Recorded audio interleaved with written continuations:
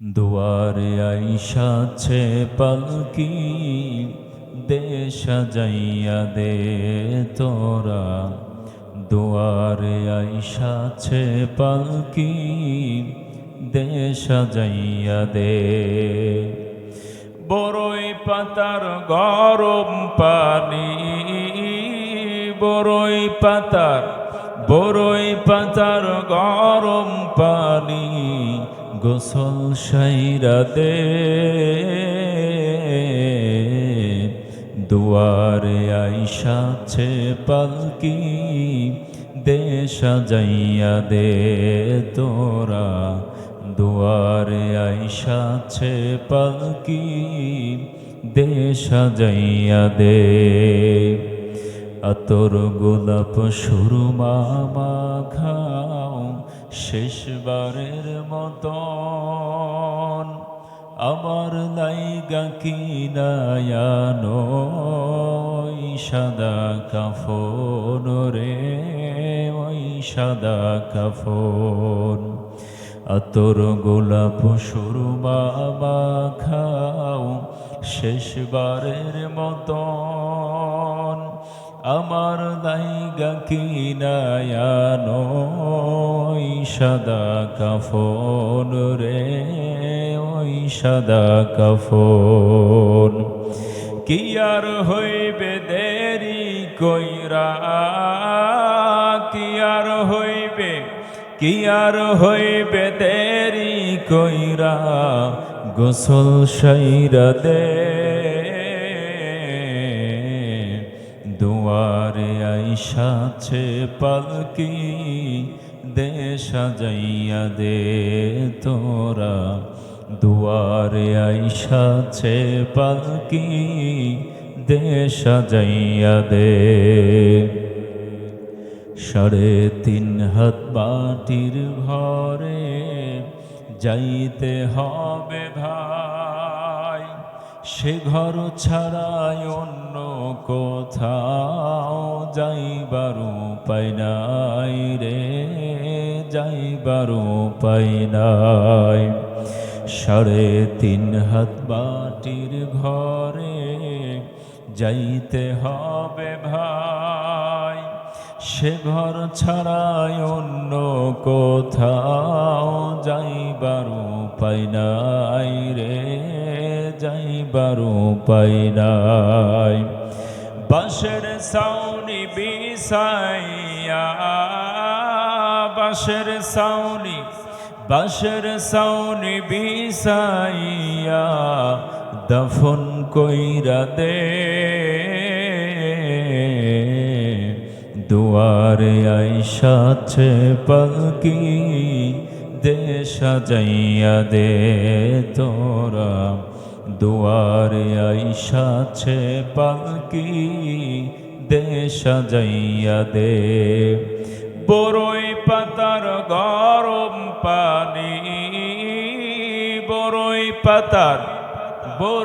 পাতার গরম পানি, গোসল সাইরা দে। দুয়ারে আইসাছে পালকি, দে সাজাইয়া দে তোরা। দুয়ারে আইসাছে পালকি, দে সাজাইয়া দে। আপনারা জানেন যে বর্তমান বিজেপি সরকার, তাদের উত্থান হয়েছে রাম মন্দির, বাবরি মসজিদ ভেঙে তারা রাম মন্দির তৈরি করেছিল, মনে আছে? তাদের মূল মিশন এবং ভিশন হচ্ছে মসজিদ ভাঙো, মন্দির বানাও। অলরেডি ঘোষণা করেছে ভারতে কোনো গরু জবাই করা যাবে না, কুরবানি করতে দেওয়া যাবে না। শুনেছেন আপনারা, দেখেছেন পত্র পত্রিকায়? আপনি বাংলাদেশে বসবাস করছেন, ইচ্ছা মতো গরু কিনছেন, ইচ্ছা মতো কুরবানি দিচ্ছেন, কোনো টেনশন নাই। কিন্তু আজকে আমার পার্শ্ববর্তী রাষ্ট্রে আমার মুসলমান ভাই যারা আছে, তারা গরু কিনে নিয়ে এসছে বাসাতে, রাস্তায় ধরে হিন্দুত্ববাদীরা, এই RSS এর সদস্যরা, বিজেপির সদস্যরা গরু কিনে নিচ্ছে। আশ্চর্য ব্যাপার। তো মুসলমান যারা নেতৃত্বস্থানীয় যারা আছেন, তারা অলরেডি ঘোষণা করেছেন যে আমরা এই বছর গরু দিয়ে কুরবানি দিব না। আলহামদুলিল্লাহ। আচ্ছা, গরু ছাড়া কি কুরবানি হবে না? তো এরা আবার ধরেছে যে আমরা এবছর গরু দিয়ে কুরবানি দিব না। এখন অবস্থাটা কি হয়েছে সম্মানিত উপস্থিতি? অবস্থাটা হচ্ছে এই যে অনেক হিন্দু পৃথিবীতে এই গরুর মাংস রপ্তানিতে ভারত আছে 2 নম্বরে। কয় নম্বরে? 2 নম্বরে। তাহলে এই গরু লালন পালন করে কারা? হিন্দুরা, ঠিক না? হিন্দুরা এই গরুর দুধ দোয়ায়, বড় বড় খামার আছে না নাই? বিশাল বিশাল খামার আছে, দুধ দোয়ায় আর মিষ্টি খায়, দই খায়, আহা কত কি খায়। হ্যাঁ, এখন মুসলমান বলছে আমরা আর গরু খাবো না, আমরা খাসি দিয়ে কুরবানি দিব। এবার পড়ে সারা বিপদে যে আমাদের যেগুলা বুড়ি গরু সেগুলো তো বিক্রি করে দিই আমরা, ঠিক কিনা? আমাদের যেগুলো অসুস্থ গরু, বয়স্ক গরু, সেগুলো আমরা বিক্রি করে দিই। এখন মুসলমান বলছে না, হাটে গরু তুলতেও দিব না, হটাও গরু। তোমরা তোমাদের গরু তোমরা বেশিতে পালাবে তোমাদের মাও, আর তোমাদের মাও নিয়ে যে আমরা বিপদে পড়বো। অতএব আমরা এর ভিতরে নাই। এখন অলরেডি পশ্চিমবঙ্গে আন্দোলন শুরু হয়েছে, আন্দোলন করছে হিন্দুরা যে গরু নরেন্দ্র মোদীকে কিনতে হবে, কারণ লোন করে টাকা তুলে আমরা গরুর খামার বানিয়েছি, আমরা কুরবানির সময়তে মোটা তাজা করে বিক্রি করব। এখন এই গরু যদি মুসলমান না খায় তাহলে আমাদেরকে গলার দড়িতে মরতে হবে। কথা বলেন ঠিক কিনা আমার মুসলমান ভাইরা? অতএব মুসলমানদেরকে সাইজ করতে গিয়ে আজকে হিন্দুত্ববাদী সংগঠন, আজকে নরেন্দ্র মোদী, আজকে তারাই সাইজ হয়েছে। কথা বলে ঠিক কিনা? অতএব সাবধান হয়ে যাও। এখানে মুসলমান 700 বছর শাসন করেছে, আজকে তারা বলছে মুসলমানদের কোনো অস্তিত্ব রাখা হবে না। মুসলমান ধৈর্য ধরে আছে, ধৈর্যের বাঁধ যদি ভেঙে যায় কাঁটাতারের বেড়া থাকবে না। কথা বলে ঠিক কিনা? ভেঙে চুরে টুকরা টুকরা করে দেওয়া হবে। সম্মানিত উপস্থিতি, এখন তারা পড়েছে বিপদে, বিভিন্ন কায়দায় আন্দোলন করছে। এ গরু তাহলে আমরা কি করব?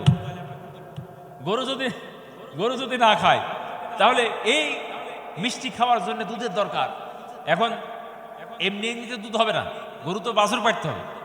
এখন গরু যদি বাছুর হয় তাহলে বাছুর হলো, সে বাছুর বড় হলো, তারপরে যেগুলা আপনার ষাঁড় আইডিয়া গরু, এগুলো তো দুধ হবে না, হবে? এগুলো কি করবে? হালের গরু যেগুলো আছে, এরপরে কৃষি কাজ যে গরুতে করায়, বয়স হয়ে গেলে এগুলো কি করবে?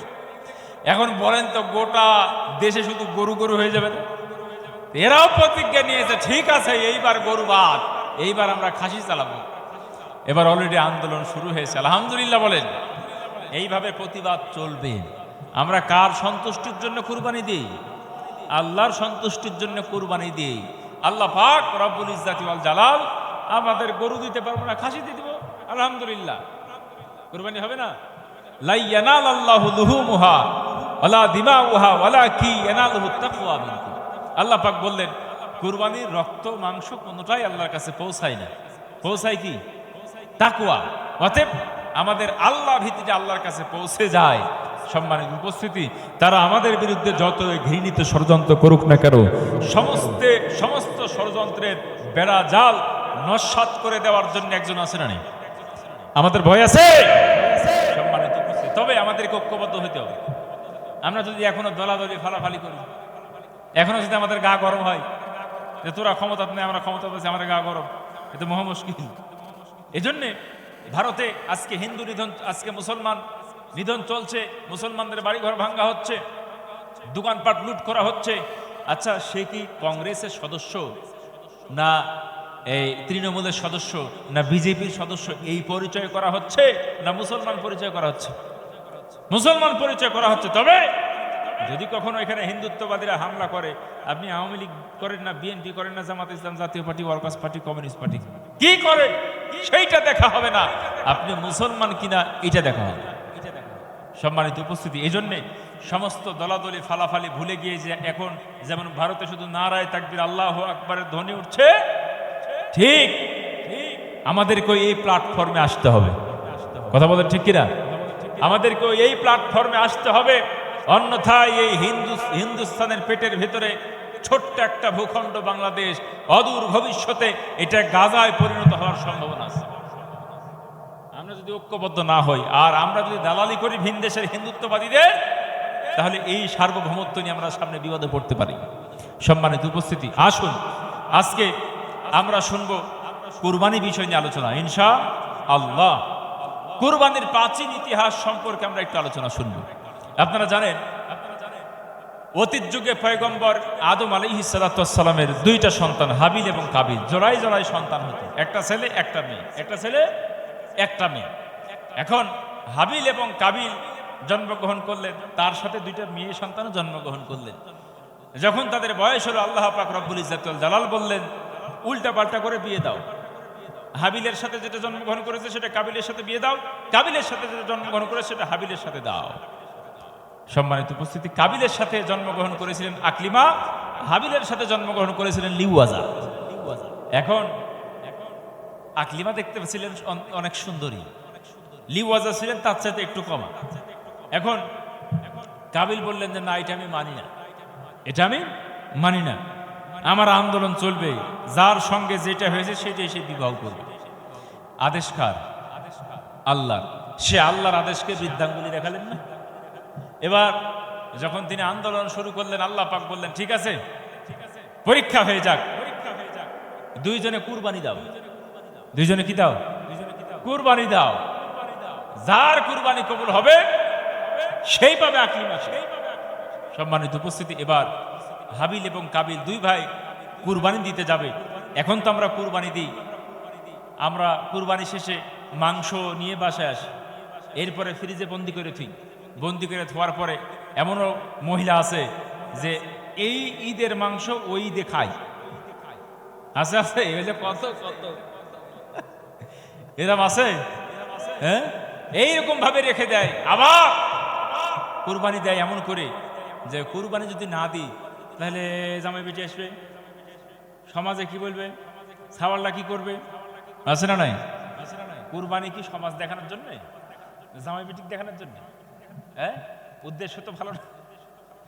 এখন দুই ভাই বাড়ি বানাইছে, এক ভাই নিয়ত করেছে যে পশ্চিম মুখে আমি জানালা রাখবো বাতাস খাওয়ার জন্য, আর আরেক ভাই বাড়ি তৈরি করেছে যে আমি পশ্চিম দিকে জানালা রাখবো, পশ্চিম দিকে আছে মসজিদ, ওখান থেকে যেন আজান আসে। আচ্ছা বলেন তো, যে ব্যক্তি নিয়ত করলো আজান শোনার জন্য পশ্চিম দিকে জানালা খুললো, এর জানলা দিয়ে কি বাতাস ঢুকবে না? হ্যাঁ, তাহলে নিয়তটা ছিল ভালো, নিয়ত ভালো থাকার কারণে সওয়াবও পাইলো, ফিরি ফিরি বাতাসও পাইলো। আর যার নিয়ত ছিল শুধু বাতাস খাওয়া, ও কি সওয়াব পাইলো? আপনার নিয়ত থাকতে হবে যে আমি আল্লাহর সন্তুষ্টির জন্য কুরবানি দিব, ঠিক না? এখন নিয়ত যদি থাকে যে সমাজের মানুষ কি বলবে, তাহলে নিয়তের মধ্যে গড়বড় আছে না, এগুলো করা যাবে না। সম্মানিত উপস্থিতি, হাবিল এবং কাবিল দুজন কুরবানি দিবেন। তৎকালীন সময়তে আমরা যেভাবে করে জবাই করার পরে মাংস নিয়ে আসি, এইরকম সিস্টেম ছিল না। আকাশ থেকে আগুন আসতো, আগুন এসে সেই কুরবানির পশুকে পুড়ায় ফেলতো, পুড়ায় ভস্ম করে ফেলতো, কিছুই পাইতো না। আজকে যদি কুরবানির মাংস পুড়ায় ভস্ম করে ফেলতো, কত গরু যে ঘুরে আসতো, কুরবানি কবুল হতো না। যারটা কবুল হয় তারটাতে পুড়ে ভস্ম হতো, যারটা কবুল হতো না তারটাতে ধরতো না আগুন। তাহলে আজকের মাঠে অবস্থা কি হতো? আবার অনেকে কুরবানি তো না, বাবা এত বড় গরু পুড়ে ভস্ম হয়েছে, কিছুই খাইতে পাবো না। কথা বলেন ঠিক কিনা? তো কাবিল তিনি নিয়ে গেলেন কিছু গম, কিছু আটা, এইরকম কিছু কৃষি পণ্য তিনি নিয়ে গেলেন আল্লাহর দরবারে কুরবানি দেওয়ার জন্য। আর হাবিল নিয়ে গেলেন তার পোষা একটা দুম্বা। সুবহানাল্লাহ বলেন। এবার আল্লাহ পাকের পক্ষ থেকে কবুল হয়ে গেল হাবিলের দুম্বা, আকাশ থেকে আগুন এসে পুড়ায় ফেলল। আর কাবিলেরটা কবুল হলো না। আল্লাহ পাক কোরআনের ভিতরে বললেন ইন্নামা ইয়াতাকাব্বালাল্লাহু মিনাল মুত্তাকিন, শুধুমাত্র মুত্তাকিদের কাছে থেকে এই কুরবানি কবুল হয়। সম্মানিত উপস্থিতি, এবার তিনি ঘৃণিত ষড়যন্ত্র করলেন, যেহেতু আমার কুরবানি কবুল হয় নাই, অতএব আমি আকলিমাকে পাওয়ার জন্য যে কোনো মূল্যে আমাকে আকলিমারে পাইতেই হবে। শেষ পর্যন্ত নিজের ভাইকে হত্যা করলেন, হাবিলকে হত্যা করলেন। ঘটনাটা জানা আছে না নাই? আমার মুসলমান ভাইরা, হত্যা করলেন। পৃথিবীতে সর্বপ্রথম হত্যাকাণ্ড ঘটিত হয় কি বিষয় নিয়ে? মহিলা সংক্রান্ত বিষয় নিয়ে, নারী সংক্রান্ত বিষয় নিয়ে, ঠিক না? এখনো পর্যন্ত ভেজাল আছে না নাই? এখনো আছে? আপনার এলাকাতে আছে? শুধুমাত্র এখানে নারী নয়, এখানে আরো কিছু বিষয় আছে। হিংসা আছে না নাই? এখানে হিংসা আছে। এরপরে হিংসার পাশাপাশি অহংকার আছে না নাই? অহংকার আছে। 3 নম্বরে আল্লাহর ফায়সালাকে বৃদ্ধাঙ্গুলি দেখানো হয়েছে। আল্লাহ যে ফায়সালা দিয়েছে এটাতে সে অসন্তুষ্ট ছিল। আজকেও কিছু মানুষ আল্লাহর ফায়সালাতে অসন্তুষ্ট হয় না? আল্লাহ বলেছেন, তোমরা অমাল্লাম ইয়াহকুম বিমা আনজালাল্লাহু ফাউলাইকা হুমুল কাফিরুন। আল্লাহ যে নীতিমালা দিয়েছেন সেই নীতিমালা অনুযায়ী বিচার ফায়সালা করো, সেই নীতিমালা অনুযায়ী সমাজ রাষ্ট্র পরিচালনা করো। এইটা কিন্তু সবার কাছে পছন্দ হয় না। কথা বলেন ঠিক কি না? তাহলে আল্লাহ যে ফায়সালা দিয়েছিলেন হাবিল এবং কাবিলের, এটা কাবিলের পছন্দ হয় নাই।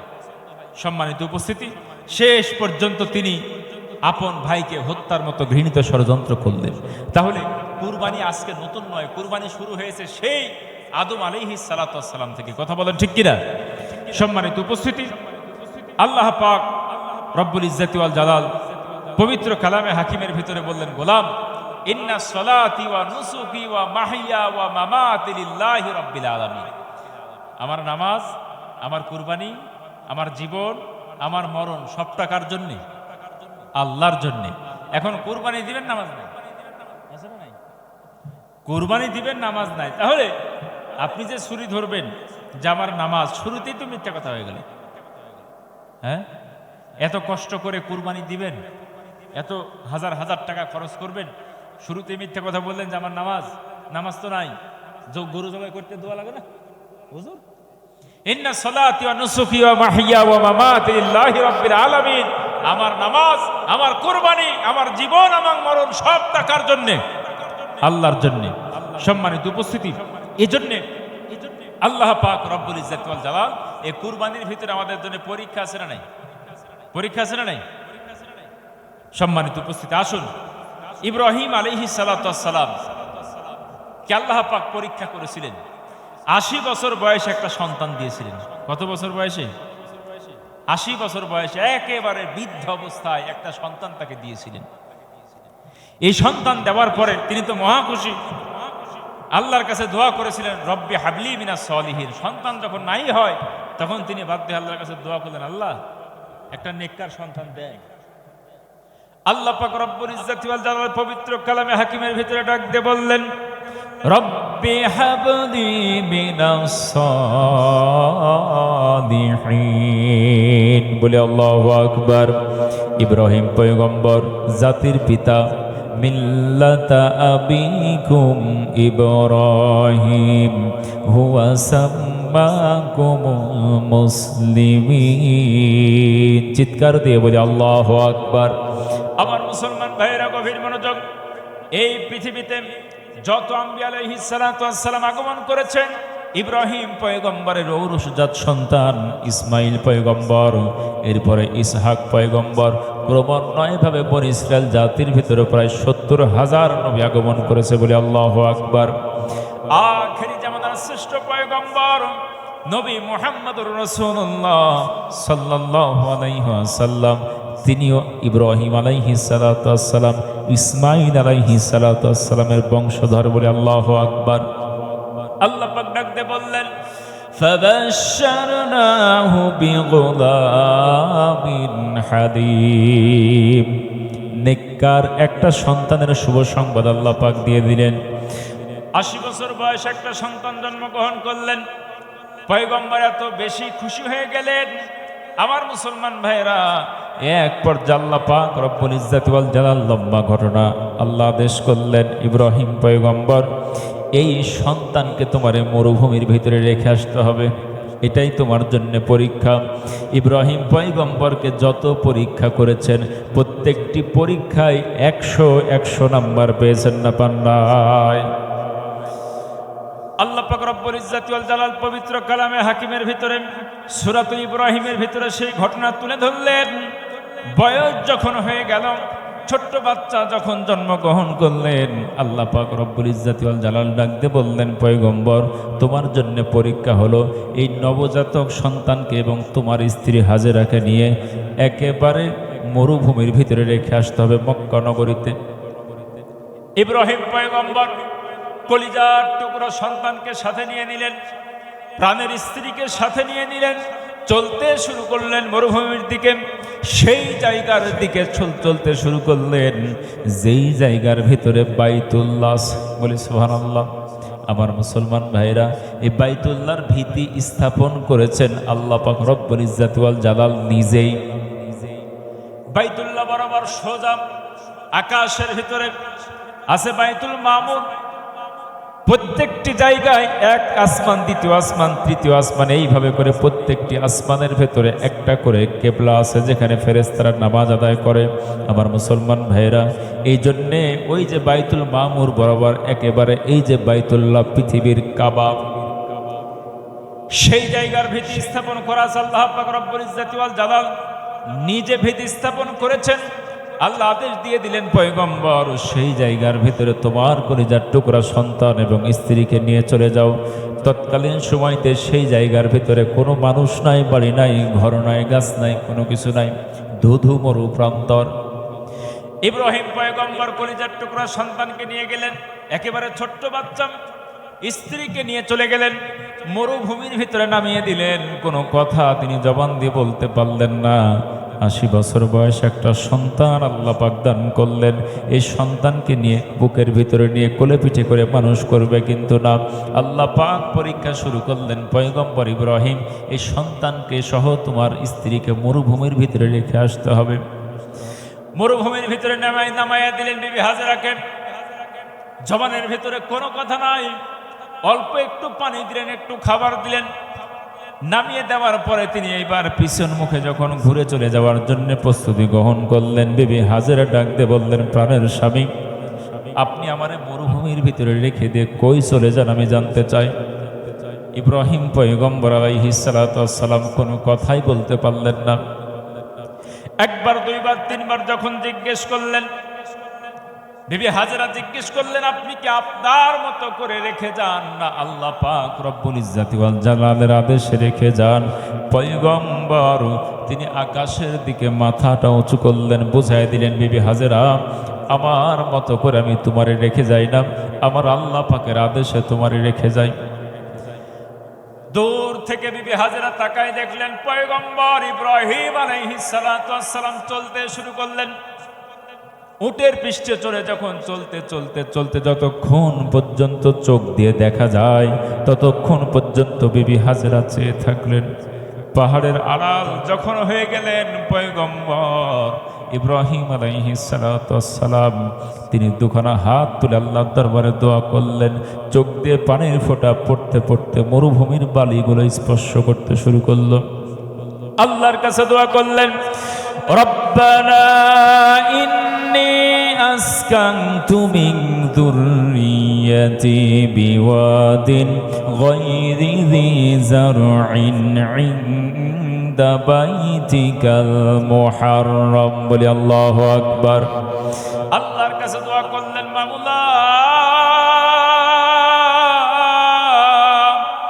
আমার কলিজার টুকরা সন্তান আমি মরুভূমির ভিতরে রেখে চলে গেলাম, আমার প্রাণের স্ত্রী আমি মরুভূমির ভিতরে রেখে চলে গেলাম। আপনি আপনার গৃহের সন্নিকটে আপনি চাষাবাদের ব্যবস্থা করে দিয়েন। মানুষ নাই, ঘর নাই, বাড়ি নাই, ধুধু মরুপ্রান্তর, তোমার উপরে ভরসা করে রেখে চলে গেলাম। পয়গম্বর দোয়া করে তিনি বাড়ির দিকে রওনা দিয়ে দিলেন। এই দিকে বিবি হাজেরা ছোট্ট বাচ্চা, মরুভূমির ভিতরে পানি ফুরিয়ে গেল। এক পর্যায়ে বুকের স্তন থেকে দুধ যখন শুকিয়ে গেলেন, আমার মুসলমান ভাইয়েরা, ছোট্ট বাচ্চা ইসমাইল আলাইহিস সালাতু ওয়াস সালাম পানির জন্য যখন ছটফট ছটফট শুরু করলেন, স্তনে কোনো দুধ নাই। শেষ পর্যন্ত মা হাজেরা জিহ্বাটা বের করে কলিজার টুকরা সন্তান ইসমাইল, এই সন্তানটিকে রেখে দিলেন। বিবি হাজেরা দূর থেকে তাকায় দেখলেন মরুভূমির ভিতরে পানি দেখা যায়। দেখবেন মাঝে মাঝে প্রচন্ড গরমের কারণে এই রাস্তার ভিতরে মরিচিকা দেখা যায়, মনে হয় যেন দূরে পানি দেখা যায়।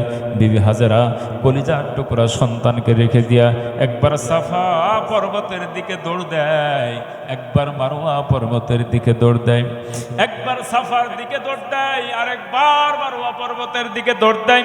এই দিকে গেলে মনে হয় ওই দিকে পানি দেখা যায়, ওই দিকে গেলে মনে হয় এই দিকে পানি দেখা যায়।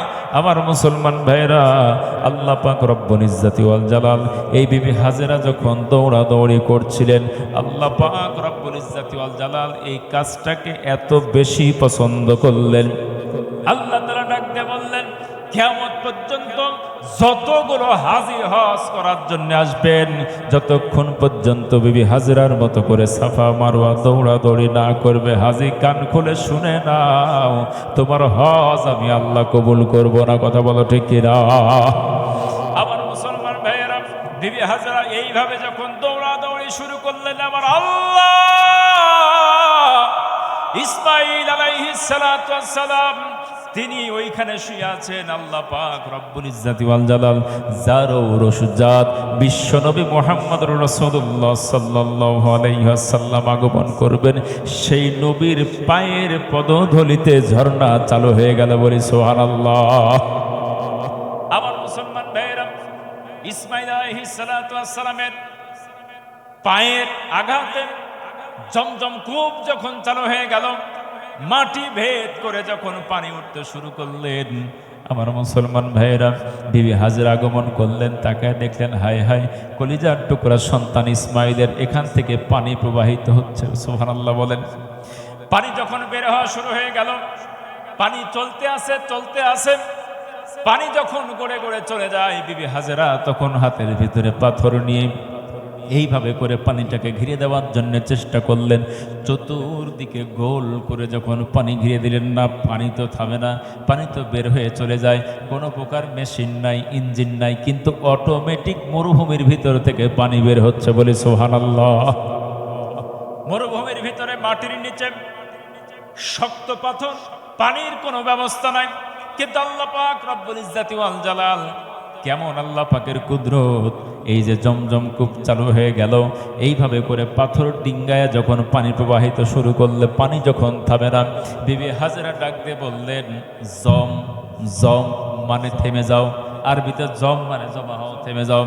আল্লাহ পাক রব্বুল ইজ্জাতি ওয়াল জালাল ডাক দিয়ে বললেন, হাজেরা, আজকে তুমি যদি জমজম শব্দ ব্যবহার না করতে, আমি আল্লাহ পাক এই পানি দিয়ে গোটা পৃথিবীকে ভাসাইতাম। বলি সুবহানাল্লাহ।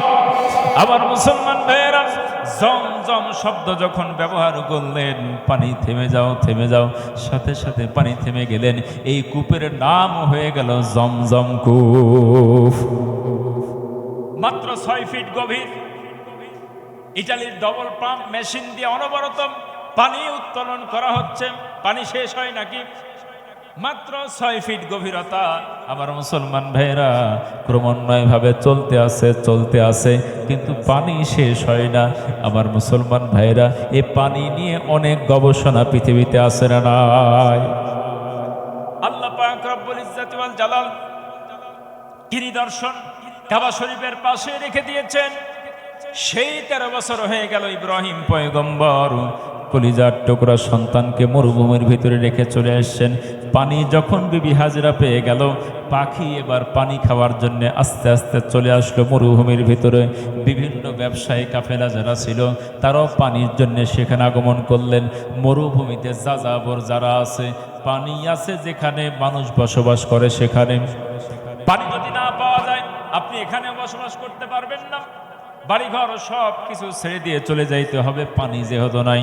আমার মুসলমান ভাইরা, মরুভূমির ভিতরে উট চড়ায়, দুম্বা চড়ায়, যেখানে পানি পাওয়া যায় সেখানেই যাযাবররা গিয়ে আপনার তাঁবু স্থাপন করে।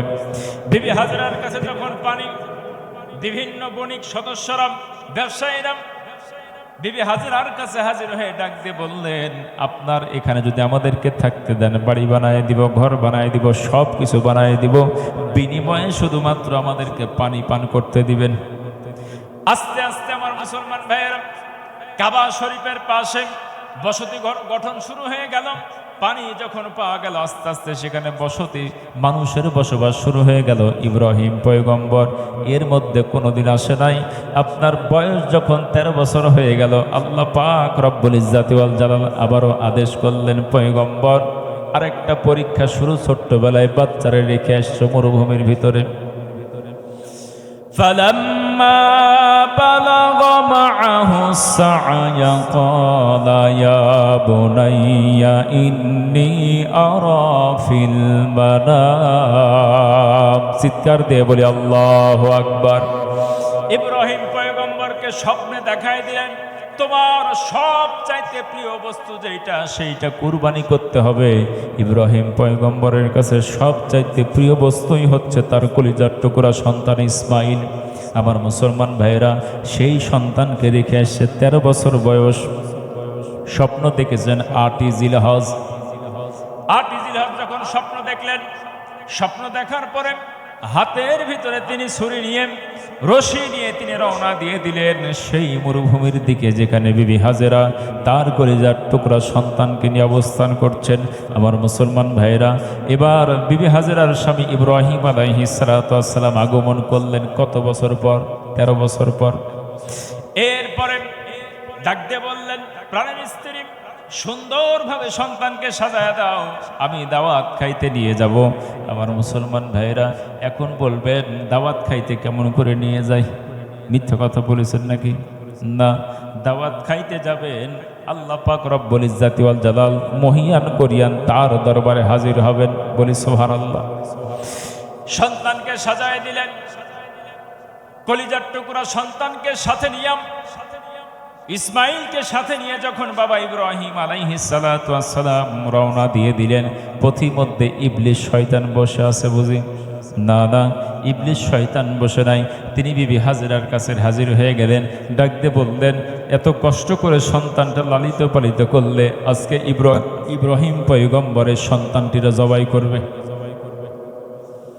বিবি হাজেরা ডাক দিয়ে বললেন, আমার স্বামী একজন পয়গম্বর, তাকে যদি আল্লাহ পাক রব্বুল ইজ্জাতি ওয়াল জালাল আমার কলিজার টুকরা সন্তানকে জবাই করতে বলে, এখানে আমার কোনো বাধা নাই।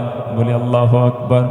বিবি হাজেরার সঙ্গে যখন না পারল, শেষ পর্যায়ে তিনি এইবার ইসমাইলের কাছে গিয়ে হাজির হয়ে গেলেন। বাবা আছে সামনে, পিছনে আছে কলিজার টুকরা সন্তান ইসমাইল। ডাক দিয়ে বললেন, ইসমাইল, তোমার বাবার কাছে আছে ছুরি আর আছে দড়ি, তোমারে সাথে নিয়ে যাবে, তোমারে জবাই করবে, তোমারে কুরবানি দিবে আল্লাহর রাহে। অতএব তুমি যেও না, তাড়াতাড়ি করে বাড়ির দিকে পালায় চলে যাও। আমার মুসলমান ভাইরা, এমন সন্তান তৈরি করেছেন, যেই সন্তান ডাক দিয়ে বললেন, আমার বাবা যদি আমারে জবাই করতে চায়, এক বিন্দু আমার কোনো আফসোস নাই। বলি সুবহানাল্লাহ। বিবি হাজেরার সঙ্গে যখন শয়তান না পারল, শেষ পর্যন্ত তিনি ইসমাইলের কাছে গেলেন, সেখানেও যখন ব্যর্থ হয়ে গেলেন, এক পর্যায়ে তিনি ইব্রাহিম পয়গম্বরের সামনে দাঁড়ায় গেলেন, না না, যাইতে দিব না, জবাই করতে দিব না। আমার মুসলমান ভাইরা, 7টা পাথর হাতে নিয়েছেন পয়গম্বর ইব্রাহিম। বলি আল্লাহু আকবার।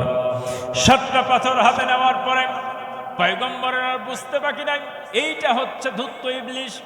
সাথে সাথে তিনি পাথর নিক্ষেপ করলেন। যেই জায়গাতে পাথর নিক্ষেপ করলেন তার নাম হচ্ছে জামরায়ে উলা। যারা বলেন কি নাম? জামরায়ে উলা। আবার যখন হাঁটতে থাকলেন, আবার সামনে গিয়ে দাঁড়িয়ে গেলেন। এরপরে ইব্রাহিম পয়গম্বর আবার 7টা পাথর মারলেন, সেই জায়গার নাম হচ্ছে জামরায়ে উস্তা। একবার, দুইবার, তিনবার, আবার যখন সামনে দাঁড়িয়ে গেলেন ইব্রাহিম পয়গম্বর, আবার যখন শয়তানকে পাথর নিক্ষেপ করলেন, সেই জায়গার নাম হচ্ছে জামরায়ে আকাবা। আমার মুসলমান ভাইরা, এইরকম জায়গা আছে না নাই? হাজী সাহেবদের পাথর নিক্ষেপ করতে হয় কি হয় না? আমার মুসলমান ভাইরা, এবার যখন কলিজার টুকরা সন্তান ইসমাইলকে নিয়ে গেলেন, নিয়ে যাওয়ার পরে এইবার ছেলে এবং বাবার ভিতরে কথা চলছে। সেই কথা আল্লাহ পাক রব্বুল ইজ্জাতি ওয়াল জালাল পবিত্র কালামে হাকিমের 37 নম্বর সূরা সূরাতুস সাফফাতের 100 নম্বর আয়াতের পর থেকে আলোচনা শুরু করলেন। বাবা ডাক দিয়ে বললেন, ইয়া বুনাইয়া ইন্নী আরা ফিল মানামি আন্নী আযবাহুকা ফানজুর মাযা তারা। আল্লাহু আকবার। ইব্রাহিম পয়গম্বর ডাক দিয়ে বললেন, আমার কলিজার টুকরা সন্তান, আমি স্বপ্নের ভিতরে দেখি আমি তোমারে জবাই করি, এখন তোমার রায় কি, তোমার মত কি আমি জানতে চাই। কেমন সন্তান তৈরি করেছেন আমার মুসলমান ভাইরা। তিনি এক সেকেন্ড দেরি করলেন না, সাথে সাথে তিনি বলে বসলেন, ইয়া আবাতি ফাআল মা তু'মারু সাতাজিদুনি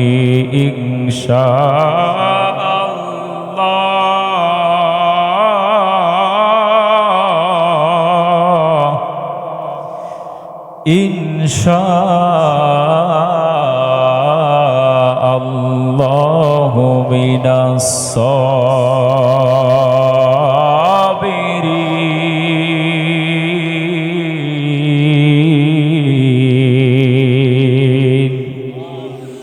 সন্তান ডাকতে বললেন, বাবা আল্লাহ পাক যদি তোমার অর্ডার করে থাকেন, আপনি আমার আল্লাহর নামে জবাই করে দেন, আমি ধৈর্য ধারণ করব, ইনশাআল্লাহু মিনাস সাবিরিন।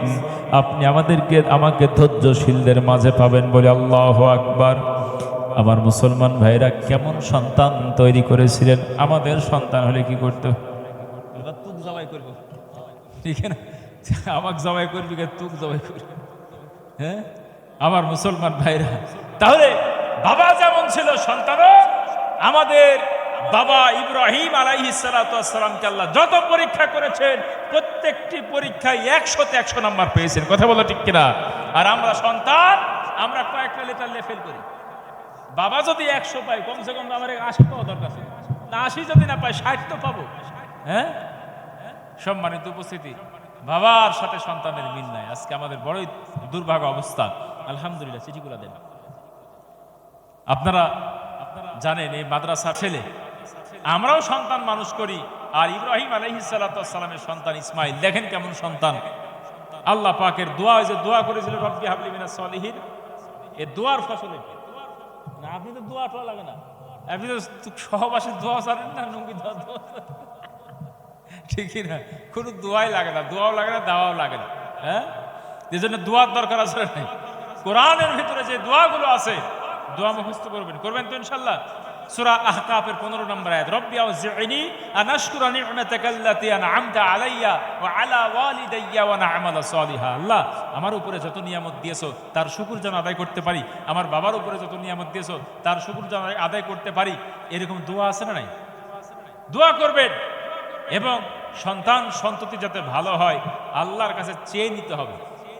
রব্বানা হাবলানা মিন আজওয়াজিনা ওয়া যুররিয়াতিনা কুররাতা আয়ুনি ওয়াজআলনা লিল মুত্তাকিনা ইমামা। আল্লাহ, আমার স্ত্রীকে আমার চক্ষু শীতল বানায় দাও, আমার সন্তানকে আমার চক্ষু শীতল বানায় দাও। এগুলো দোয়া কোরআনে আছে না?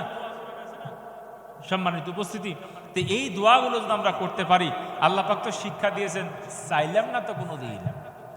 দেখেন পয়গম্বর দোয়া করেছেন, কেমন সন্তান ছুরি হাতে নিয়ে বলে, বেটা আমি তোমারে জবাই করব, স্বপ্নে দেখেছি।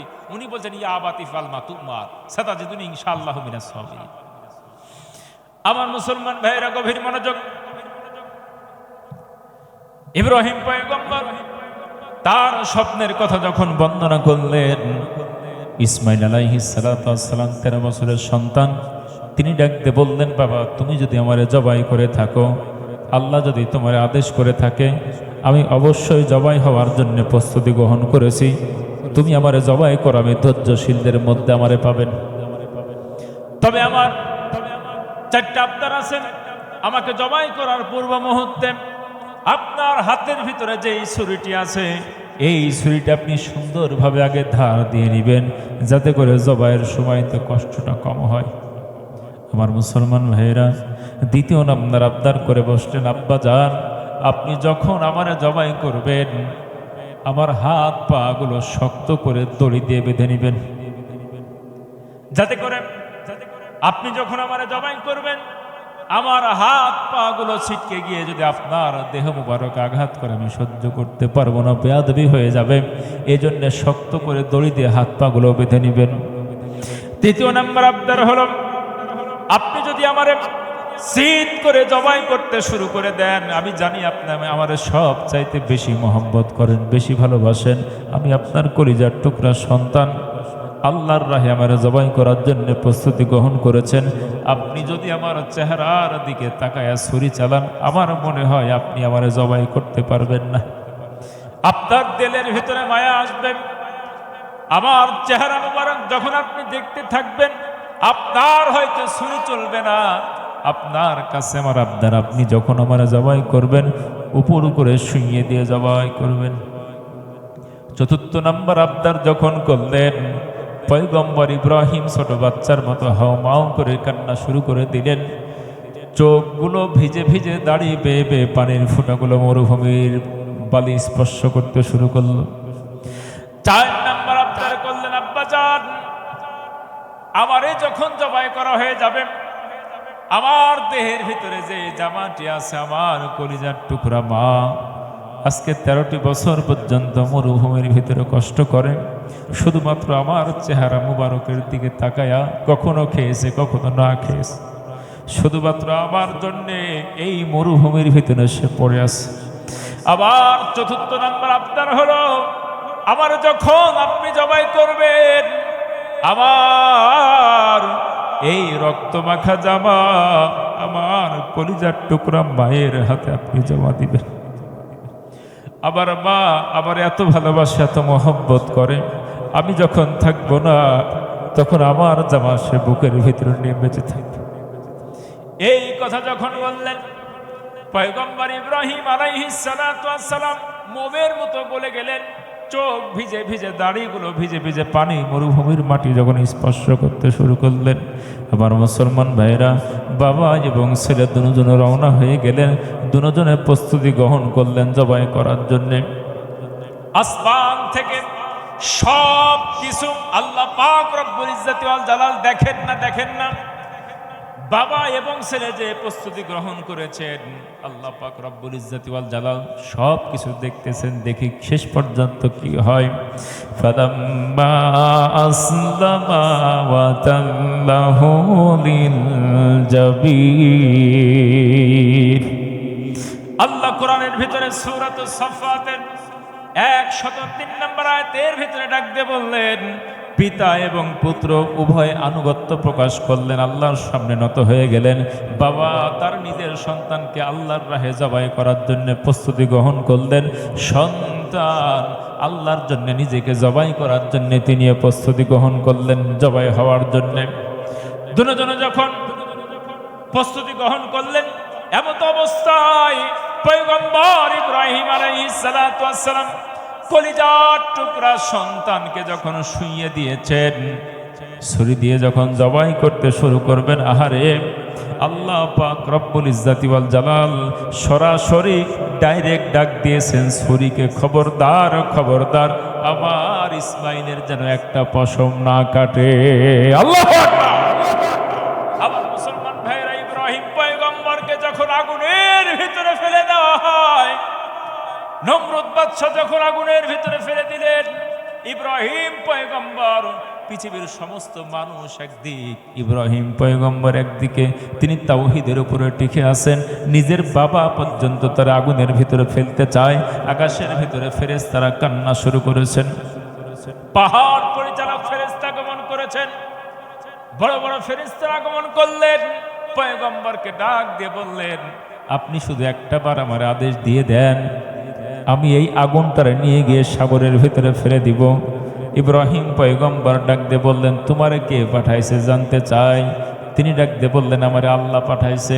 তোমাকে যদি আল্লাহ প্রেরণ করে থাকে, সে আল্লাহর জন্য আমি জীবন দিতে প্রস্তুত।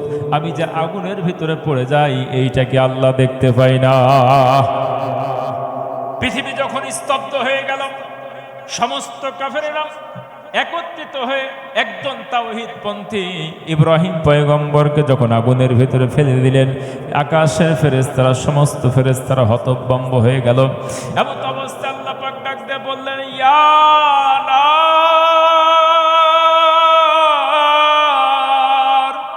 কুনি বারদাও ওয়া সালামান আলা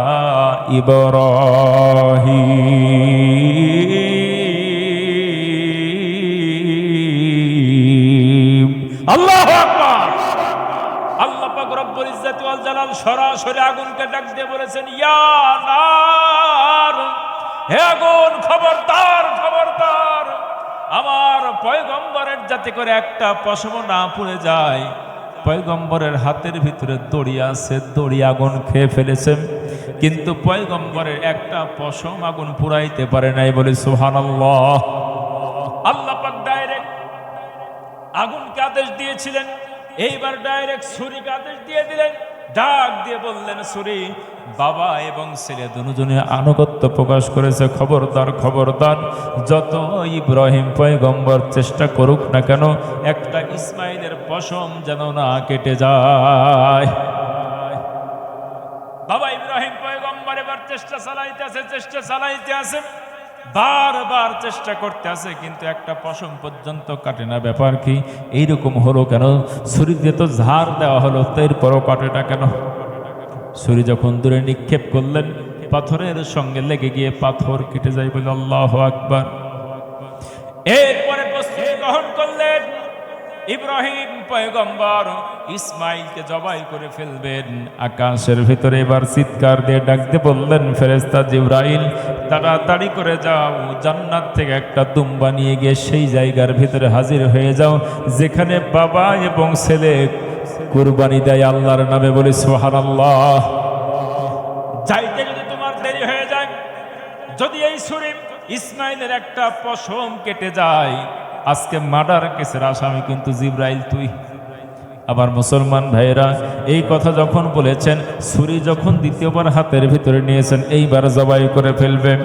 ঊর্ধ্বশ্বাসে ফেরেশতা জিবরাইল 600 পাখনা আছে, এই পাখনা দিয়ে যখন সপ্তম আসমান থেকে তিনি দুম্বা নিয়ে জমিনের দিকে রওনা দিয়েছেন, প্রথম আসমান পর্যায়ে যখন চলে আসছেন, ছুরি অলরেডি ধরে ফেলেছেন। জিবরিল আলাইহিস সালাতু ওয়াস সালাম আকাশের ভিতর থেকে চিৎকার দিয়ে বলে আল্লাহু আকবার, আল্লাহু আকবার। এত জোরে হুঙ্কার দিয়েছেন আর ছুরি চালাইতে শুরু করেছেন। আবার মুসলমান ভাইরা, এই দিকে জিবরিল আলাইহিস সালাতু ওয়াস সালাম যখন হুঙ্কার দিয়েছেন, পয়গম্বর ইব্রাহিম আলাইহিস সালাতু ওয়াস সালাম থরথর করে কাঁপতে শুরু করেছেন। এই দিকে ছুরি চালাই দিয়েছেন, গরম রক্ত হাতের ভিতরে পড়েছে। বলি সুবহানাল্লাহ। ইব্রাহিম পয়গম্বরের হাতের ভিতরে যখন গরম রক্ত পড়লো, তিনি তখন বললেন লা ইলাহা ইল্লাল্লাহ, আল্লাহু আকবার, আল্লাহু আকবার। তিনি মনে করলেন যে জবাই হয়ে গিয়েছে, রক্ত যেহেতু হাতের ভিতরে পড়েছে, জবাই ক্লিয়ার। আমার মুসলমান ভাইরা, এই দিকে তাকায় দেখলেন ইসমাইল আলাইহিস সালাতু ওয়াস সালাম সাইডে দাঁড়িয়ে তাকায় বললেন ওয়ালিল্লাহিল হামদ, সমস্ত প্রশংসা আল্লাহর। এদিকে সামনে আছে দুম্বা। বলি সুবহানাল্লাহ। আল্লাহ পাক রব্বুল ইজ্জাতি ওয়াল জালাল ডাক দিয়ে বললেন ওয়ানাদাইনাহু আইয়া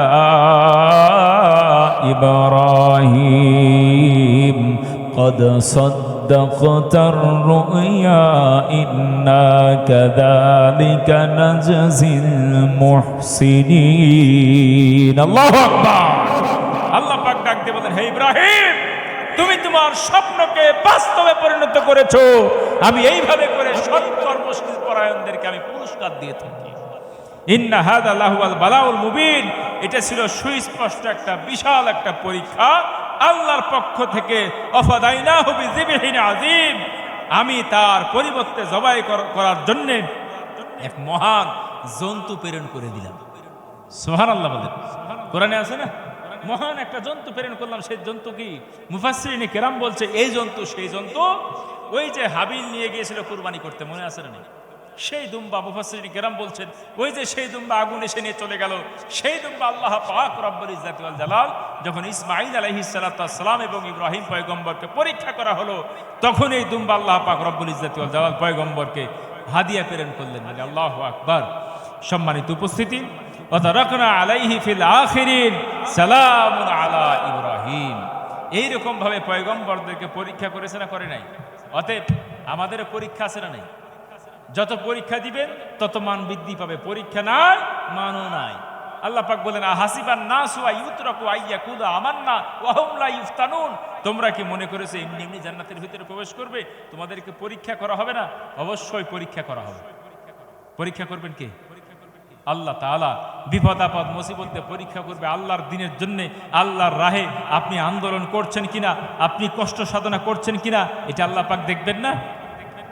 এবার যখন জবাহের পর্ব শেষ হয়ে গেল, এবার ওয়া ইস্তাআযানা রাব্বুকুম লা ইন শাকারতুম লাযীদান্নাকুম ওয়া লা ইন কাফারতুম ইন্না আযাবি লাশাদীদ। এবার আল্লাহ শুকরিয়া আদায় করতে হবে না? আল্লাহ শুকরিয়া আদায় করবেন কি দিয়ে? শুকরিয়া আদায় করবেন। আল্লাহ পাক বললেন যে তোমার এখানে আমার ঘর আছে, বাইতুল্লাহ আছে, বাইতুল্লাহর ফাউন্ডেশন আছে। অতএব এই ফাউন্ডেশন মূল এই কেন্দ্রবিন্দুকে এখান থেকেই তুমি ঘর নির্মাণ শুরু করো। প্রাচীর আছে, পেয়ে যাবে, ওখানে গেলে চিহ্নিত করে দিলেন, ওখান থেকে ঘর নির্মাণ শুরু করো। ঘর নির্মাণ হেলফার হচ্ছে ইসমাঈল আলাইহিস সালাতু ওয়াস সালাম, আর মিস্ত্রি হচ্ছে ইব্রাহিম আলাইহিস সালাতু ওয়াস সালাম। দুই বাপ বেটার ঘর নির্মাণ শুরু করলেন। সন্তানে পাথর ঢোয়াই নিয়ে আসে, বাবায় গাঁথনির কাজ করে। আমার মুসলমান ভাইরা, ওখানে মাকামে ইব্রাহিম আছে না নেই? মাকামে ইব্রাহিম, যেই পাথরের উপরে দাঁড়িয়ে ইব্রাহিম পয়গম্বর গাঁথনির কাজ করেছে, এই সে পাথর।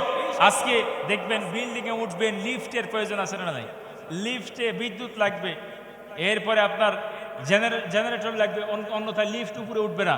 কিন্তু পয়গম্বরকে মাকামে ইব্রাহিম মুসাল্লা এমন একটা লিফট দিয়েছিলেন, এই মাকাম ইব্রাহিমে দাঁড়িয়ে যখন তিনি পাথরের গাঁথনি করতেন, পাথরকে বলতেন ডাইনে যাও, ডাইনে যায়, বামে যাও, বামে যায়, যা বলেন উপরে ওঠো, উপরে ওঠে, নিচে বললেন নিচে নামো। সুবহানাল্লাহ বলবেন না? ওই পাথর এখনো আছে না নাই? হাজার আসওয়াদ আছে না নাই? আহা, সাদা পাথর। এই পাপী তাপী গুনাহগার বান্দাদের গুনাহ চুষতে চুষতে কালো হয়ে গেছে। সুবহানাল্লাহ বলেন। সম্মানিত উপস্থিতি, এই বাইতুল্লাহ নির্মাণ করলেন বাবা এবং ছেলে, পূর্ণ নির্মাণ করলেন। এটার ভিত্তি স্থাপন মূল ফাউন্ডার আল্লাহ তাআলা জিবরিল আলাইহিস সালাতু ওয়াস সালামের মাধ্যমে। এরপরে আদম আলাইহিস সালাতু ওয়াস সালাম এটার বিল্ডিং স্থাপন করেন। এরপরে প্লাবনে নূহ আলাইহিস সালামের বর্ণনা, প্লাবনে আবার ভেঙে যায়।